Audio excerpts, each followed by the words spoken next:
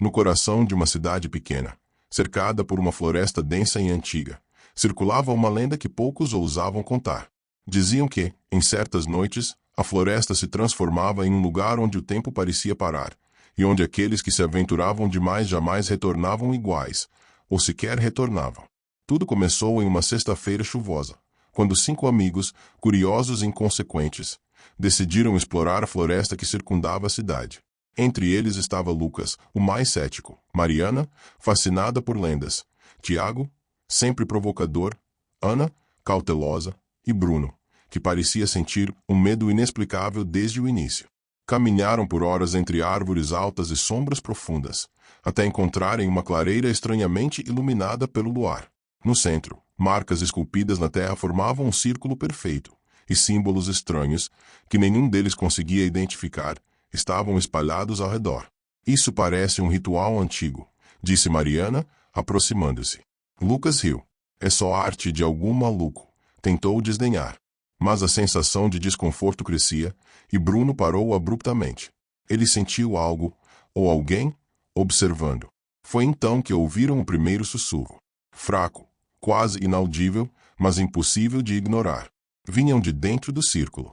Um vento gelado percorreu a clareira, apagando a luz da lua por um instante, e os amigos sentiram como se a floresta inteira estivesse prendendo a respiração. Tiago, tentando demonstrar coragem, pisou dentro do círculo. No instante em que seus pés tocaram o solo marcado pelos símbolos, os sussurros se transformaram em gritos distorcidos. A terra parecia vibrar, e sombras começaram a se mover entre as árvores, formando figuras humanoides que se aproximavam lentamente. Ana tentou puxar Tiago para fora, mas sentiu uma força invisível segurando-o. Bruno gritou o nome de todos, tentando quebrar algo que eles nem entendiam, mas o medo os congelou. Mariana, tentando agir, encontrou um pedaço de madeira e começou a traçar símbolos ao redor do círculo, tentando repelir a presença. Por minutos que pareceram horas, nada funcionou. Até que, de repente, os gritos cessaram. Um silêncio absoluto tomou conta da clareira. Mas algo estava diferente. Cada um deles percebeu que não estavam sozinhos, ou que nunca mais estariam completamente sozinhos. Quando finalmente conseguiram sair da floresta, a cidade parecia normal. Mas à noite, Tiago começou a falar sozinho. Mariana via sombras na parede. Lucas sentia que alguém respirava atrás dele. Ana acordava com arranhões no corpo. E Bruno desapareceu sem deixar vestígios. A clareira permanecia lá, intocada, esperando pelo próximo curioso. Os símbolos no chão continuavam intactos, como se o ritual nunca tivesse sido interrompido, apenas esperando por alguém que ousasse pisar dentro do círculo novamente.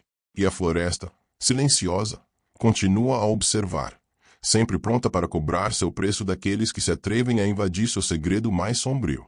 Era uma noite chuvosa, quase meia-noite, quando Ana estava sozinha em seu apartamento. O vento fazia as janelas tremerem, e o silêncio só era quebrado pelo barulho da chuva contra o vidro. Ela tentava se concentrar em um livro, mas o clima a deixava inquieta. De repente, o celular começou a tocar. Na tela, aparecia o nome de sua mãe. Estranhamente, Ana hesitou. Sua mãe estava internada no hospital há dias, em estado grave. O médico havia avisado que a família deveria estar preparada para o pior. Com o coração acelerado, ela atendeu. Do outro lado, ouviu a voz da mãe, calma, quase suave. Filha, está tudo bem. Eu só queria ouvir você. Ana sentiu um alívio imediato.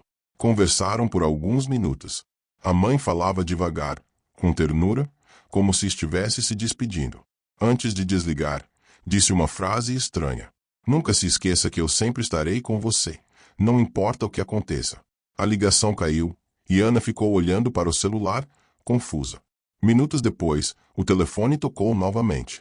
Dessa vez, não era sua mãe, mas o hospital. Uma enfermeira, com voz nervosa, perguntou se ela poderia ir até lá. Ana perguntou o motivo e ouviu a notícia que congelou seu sangue. Sua mãe faleceu há cerca de 2 horas. Ana deixou o celular cair no chão. 2 horas antes? Mas como poderia? Ela havia acabado de falar com a mãe. Tentando se convencer de que era um engano, correu até o hospital. Lá, viu sua mãe deitada, imóvel, já sem vida. O médico confirmou. O horário oficial da morte havia sido exatamente 2 horas antes da ligação que Ana receberá. Ela contou aos enfermeiros sobre a chamada, mas todos negaram qualquer possibilidade. O celular da mãe estava desligado no hospital, guardado na bolsa junto com seus pertences. Não havia como alguém ter usado o número. De volta ao apartamento, Ana decidiu verificar o histórico de chamadas. O registro estava lá. Uma ligação recebida do celular da mãe, exatamente no horário em que ela atendeu. Mas quando tocou na tela para ouvir a gravação automática das chamadas, havia apenas silêncio. Naquela noite, não conseguiu dormir. Cada vez que fechava os olhos, lembrava da voz suave dizendo que estaria sempre com ela. Nos dias seguintes, estranhos acontecimentos começaram. O celular de Ana, por vezes, tocava de madrugada. Quando ela atendia, havia apenas estática, um chiado baixo, como um sussurro distante. O número sempre aparecia como desconhecido, mas Ana jurava reconhecer a sensação. Era a presença da mãe. Em uma das noites, ela atendeu novamente. No fundo, quase inaudível, ouviu a mesma frase da ligação daquela primeira noite. Eu sempre estarei com você. A ligação caiu de repente. Desde então, Ana nunca mais recebeu outra chamada. Mas todas as vezes que a chuva cai pesada na madrugada, ela sente o celular vibrar sozinho na mesa de cabeceira, embora não haja nenhuma notificação. E em momentos de maior solidão, jura sentir a mesma presença no quarto, como se alguém estivesse ali, observando-a, protegendo-a. Mas no fundo, a dúvida permanece. Foi um último gesto de amor? Ou um aviso de que certos laços nunca se quebram, nem mesmo depois da morte? Existe, no interior do Brasil, uma estrada que ganhou fama de ser uma das mais perigosas e misteriosas do país. Ela é conhecida pelos moradores da região como a Estrada da Morte. Oficialmente, tem outro nome, mas ninguém ousa chamá-la pelo nome real. Quem a atravessa garante que nunca mais esquece o que viu ali. A estrada corta uma área de mata fechada, com poucos sinais de civilização. Durante o dia, já é um lugar solitário e sombrio, mas é durante a noite que sua verdadeira fama se revela. Os acidentes no local são inúmeros, muitos deles inexplicáveis. Carros capotados em retas, motoristas encontrados mortos sem marcas de acidente, caminhoneiros que desapareceram deixando apenas o veículo no acostamento. A lenda mais conhecida da estrada é a da mulher de branco.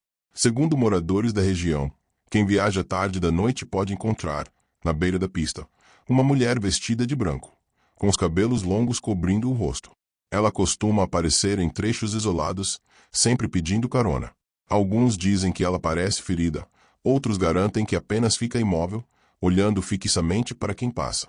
Há histórias de motoristas que, com pena, decidiram parar para ajudá-la. Ela entra no carro em silêncio, senta no banco de trás e não diz uma palavra. O motorista segue viagem, mas, alguns quilômetros depois, ao olhar pelo retrovisor, percebe que o banco está vazio. A mulher simplesmente desaparece, deixando apenas um cheiro forte de flores murchas. Um dos relatos mais famosos aconteceu com um caminhoneiro chamado João. Ele dirigia de madrugada, transportando carga para uma cidade vizinha. A noite estava escura e a estrada deserta. Em determinado ponto, João avistou uma mulher pedindo carona. Ela parecia desesperada, e ele, sem pensar muito, parou o caminhão. A mulher subiu sem olhar para ele, sentando-se atrás da cabine. Durante alguns minutos, João tentou puxar conversa, mas ela não respondia. Quando ele insistiu e virou para trás, percebeu que não havia ninguém. Assustado, parou o caminhão imediatamente, acreditando que poderia estar sonhando. Foi então que viu, pelo retrovisor, a mesma mulher, mas agora no meio da pista, parada, olhando diretamente para ele. João acelerou e nunca mais quis passar por aquela estrada. Outro caso aconteceu com um casal que viajava à noite. Eles viram a figura da mulher de branco na beira da estrada.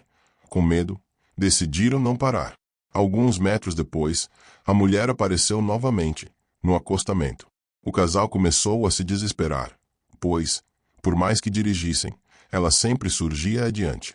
Só conseguiram se livrar dela quando entraram em um posto de gasolina. O frentista, ao ouvir o relato, apenas balançou a cabeça e disse: "Vocês deram sorte. Ela não quis ir com vocês hoje." Além da mulher de branco, há outros mistérios na estrada. Motoristas relatam ouvir vozes dentro do carro, mesmo viajando sozinhos. Alguns afirmam que os rádios ligam sozinhos, tocando estática ou vozes distorcidas. Outros dizem que veem faróis atrás do carro, como se fossem perseguidos. Mas, de repente, as luzes desaparecem. Há também a história de um ônibus que, certa vez, transportava trabalhadores durante a madrugada.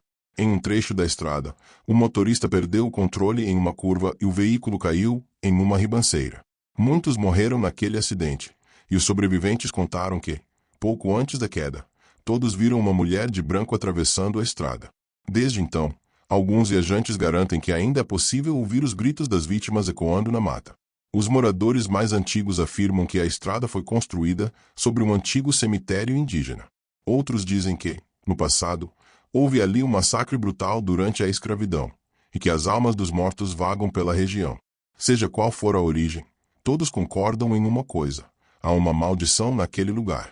Até hoje, quem precisa atravessar a estrada evita fazê-lo à noite.